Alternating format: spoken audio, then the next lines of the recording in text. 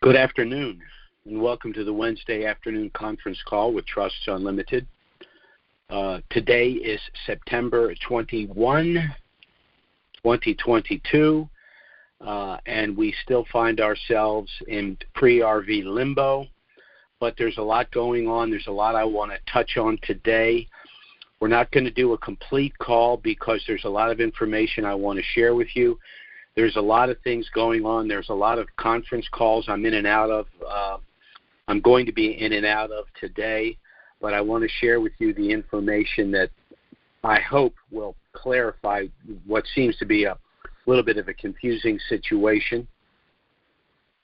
First, by way of disclaimer, Trusts Unlimited is not the purveyor of the dinar and these other currencies. We're not advocating either the sale or purchase of these currencies, but as rather substantial currency holders ourselves, we're sharing with you the information we believe to be relevant, the most important of which, of course, would be the window for the potential reinstitution of the dinar and some of these other currencies. Now, when do we feel that the dinar could reinstitute in country? The reason I said things are confusing is because it could happen tomorrow, or it could be postponed all the way to, say, January of 2023, which is, 90 days from now.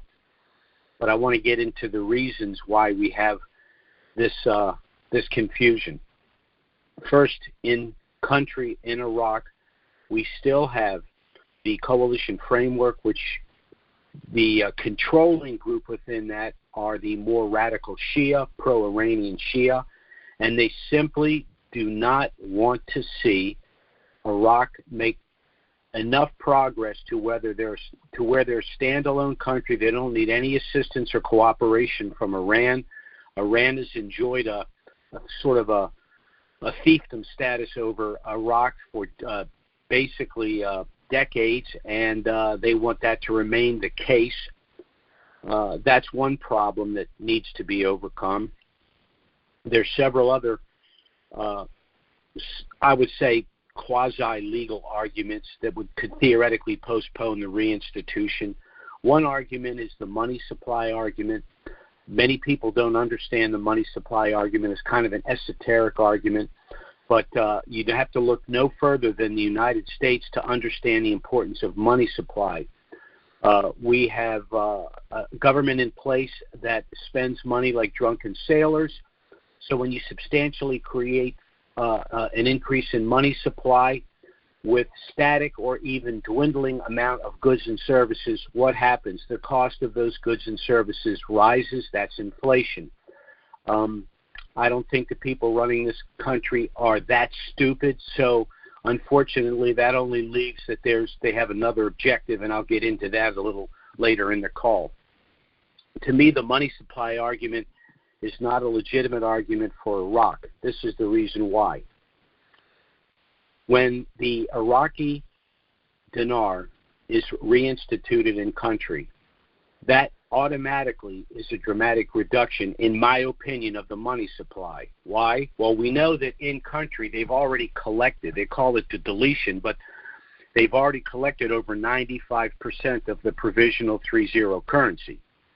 But what the deletion involves is the remaining currency in country. So, for example, if you are an Iraqi citizen, you have a $25,000 dinar note. After the reinstitution, the last 3 zeros are gone, you have a 25 dinar note. So that's a 99% reduction in the number of dinar if you do the math on that. That's how that's going to work. The same would be the case if they had a 10,000 dinar note. After the reinstitution, it's a 10 dinar note. Now, there is a substantial amount of Iraqi 3-0 provisional currency outside of the country. The United States has upwards of 10 million individuals that are quote-unquote dinarians, have the 3-0 provisional currency. The reason that will not increase the money supply in Iraq, as a matter of fact, it's going to be the reverse. You're going to go to the bank. You're going to do your exchange. Let's say you get $3 for each dinar. Well, that dinar note will then be destroyed and retired, so it's not going to increase the money supply in Iraq. It's not going to increase the number of dinar globally. What it is going to do, though, it's going to inflate our currency, because if 10 million Americans all have, on average, 5 million dinar, and they all go to the bank and they all walk out with 15 million US dollars, what does that do? That substantially increases our money supply, which is inflationary in our country but has no bearing on Iraq. So I don't think the money supply argument is legitimate. Second one would be economic growth. Well, right now, even though they're trying to diversify, Iraq's primary source of revenue is oil. Well, oil's capping $100 a barrel. So they're making money. They're building their reserve currency. They're also planning to back their reinstituted currency with their substantial increase in the purchases of gold. So in terms of economic growth, Iraq is doing very well. They're also moving into agriculture. They're even tourism. Of course, imports and exports are increasing.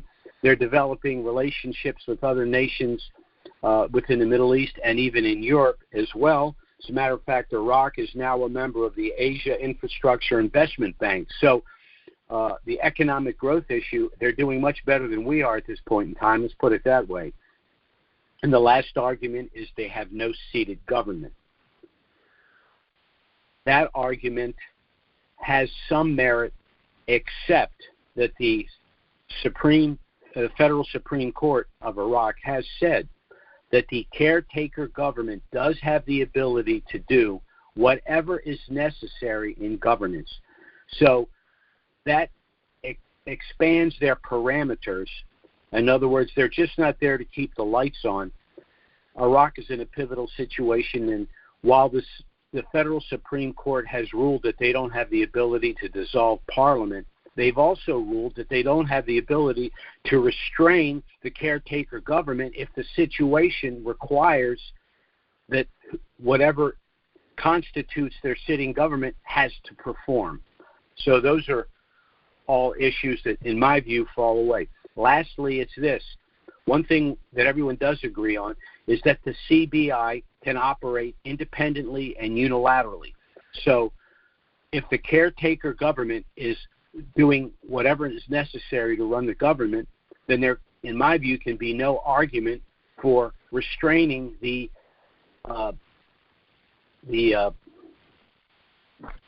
central government, the central bank, from reinstituting their currency.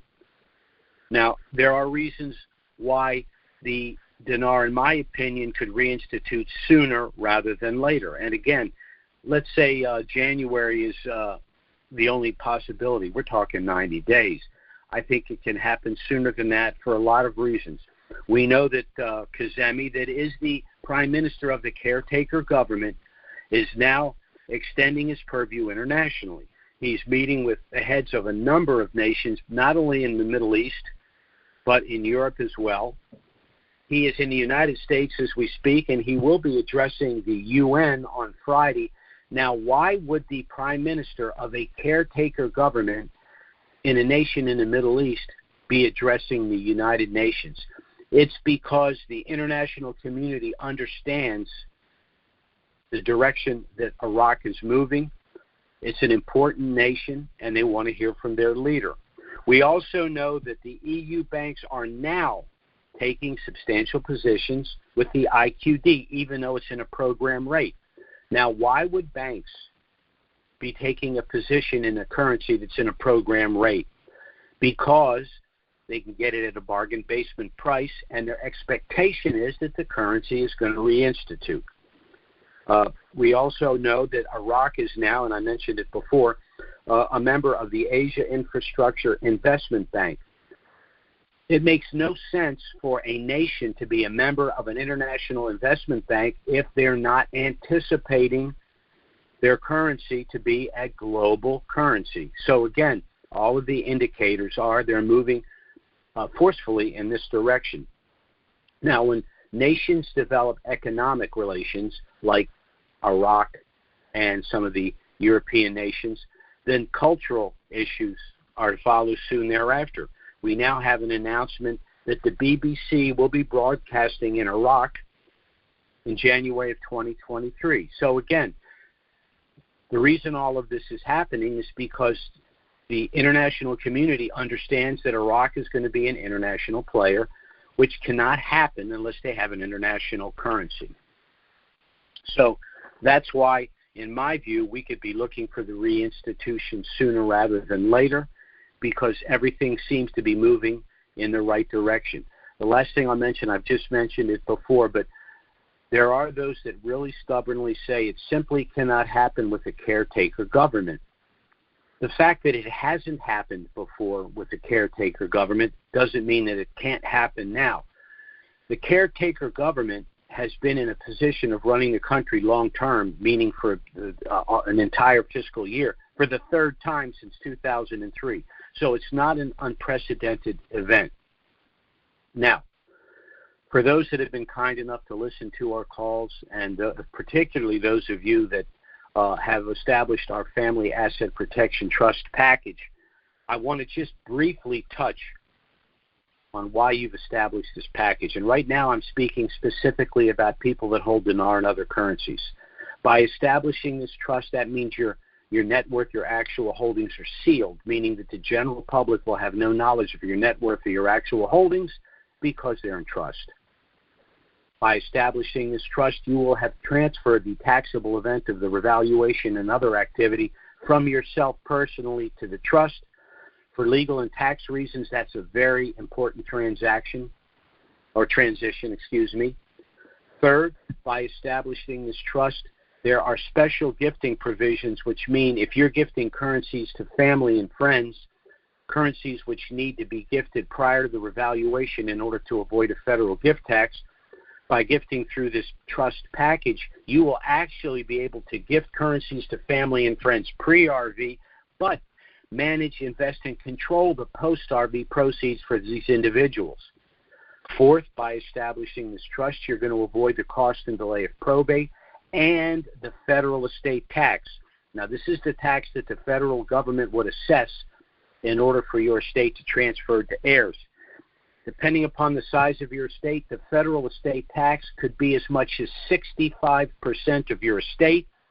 But if your estate is within our Asset Protection Trust package, there will be no probate, there will be no public disclosure of your estate, and there will be no federal estate tax, meaning the entire estate will then pass to your heirs. And lastly, this estate provides civil protection in the event you are involved in any bad acts that occur after you have acquired this wealth. So that's why it's important you establish this trust if you are a Dinarian pre-RV. But whether you are a Dinarian or not, we're expanding our horizon here at Trust Unlimited because of the situation, unfortunately, that has been developing in this country. Very simply, we now have a federal government that is a unapologetic participant in the global Marxist movement. Means a lot of things. I'm going to try to narrow this down. First, they're creating a surveillance state. How are they going to do this? First and foremost, by creating a central bank digital currency. Executive Order 14067, signed by Joe Biden, although he probably doesn't even know what he signed, is to establish a central bank digital currency. It means the elimination of hard currency, and it means that the currency will be managed not by the banks, but literally by the Treasury Department. By establishing this digital currency, you can only do one of two things with this currency. You can leave it in the federal control, or you can spend it for some good or service. You can't put it in your pocket. You can't do anything with it without their knowledge and consent, which means they've created a digital ID. And the next thing they're going to be moving to, of course, is facial recognition, where every single citizen can be tracked in terms of where he's going. Why is that important? Because they're using it for something called a CO2 tracker. In other words, all of your movements, they will be able to determine the CO2 footprint you will have created. Why is that important? It's important because they want to create a climate passport. They failed with the COVID passport, but they haven't given up. So now they want to create a climate passport. And that will allow them to establish something called a social score. In other words, citizens will have a pecking order. The obedient, as an example, the people that stayed 6 feet apart, wore their masks, stayed at home, got the jab, got their boosters, did everything the government told them to do like good little children, will have a good credit score. Those of us that are free thinkers and understand that as free men and citizens, we have the right to make the decisions for ourselves, irrespective of the opinion of those in government, will not have a high credit score, and that's going to limit our activities. So that's a problem. The second issue is very simple. If you understand the global movement, if you understand anti-capitalism, if you understand Marxism, they have three enemies: faith, primarily Christianity, the family unit, and what they refer to as the bourgeoisie, the independent business owner. A pandemic is a perfect example. What did they do? Close the churches. What did they do? Tell you you shouldn't go visit family at holidays. You can't go visit your family in the nursing homes. You can't go to the hospitals if your family's in hospice. Breaking up the family. And, of course, it's okay to go to Walmart, but it's not okay to go to a small business. So they're shutting down the small business, the independent person. In essence, what they're doing is they're squeezing the middle class between a vice of inflation and taxation. Now, why am I discussing all of this? I'm discussing all of this because the way to circumvent all of this, whether you have currencies or not, is to establish the proper trust package that will protect your privacy, that will protect you from civil suit, makes it extremely difficult for the government. Let's just take the IRS. We now have 87,000 new IRS agents that are supposedly there to make sure that billionaires pay their fair share. There's only 7,452 billionaires in the United States. Do you really think they need 87,000 armed agents to review the tax returns of 7,452 people? No. They're there to harass and harangue us. But there's ways to get around that. By establishing this trust, made it extremely difficult for them to harass and harangue you, because by establishing this trust, the IRS will rightly assume that you're a knowledgeable person and you most likely have very knowledgeable and aggressive legal protections, and so they're going to go after the low-hanging fruit. I want to, if I can find it, I was looking for it earlier. I wanted to read, here we go. I wanted to read for you the Fourth Amendment, because this is important. The Fourth Amendment, the right of the people to be secure in their persons, houses, papers, and effects against unreasonable searches and seizures shall not be violated, and no warrant shall issue but upon probable cause, supported by oath or affidavit, and particularly describing the place to be searched and the persons or the things to be seized. Now, I want to review this with you, assuming that you are someone that has a trust, the type of a trust that we have made available to our clients. It says here first, the right to be secure in your persons, houses, and papers. Well, that would certainly include a trust. Unreasonable searches and seizures. That means that they have to have probable cause, not reasonable suspicion that you've done something wrong. Well, how can they even ascertain that if everything is sealed within a trust? It says that this search and seizure, where you're them violating you, no warrant shall be issued but upon probable cause, supported by oath or affidavit, meaning that they have to have an affidavit, an oath or affirmation by an individual establishing that you've committed some sort of a fraud. Well, how's that going to happen if no one knows what's in your trust, who the settlers are, who the trustees are, who the beneficiaries are, how the money's invested, what the assets are, and where these assets are? How can they ascertain any of that when it's a sealed document? They can't. So it's extremely difficult, if not impossible, for them to lay bare all of your personal effects and your life if it's all housed within these trusts.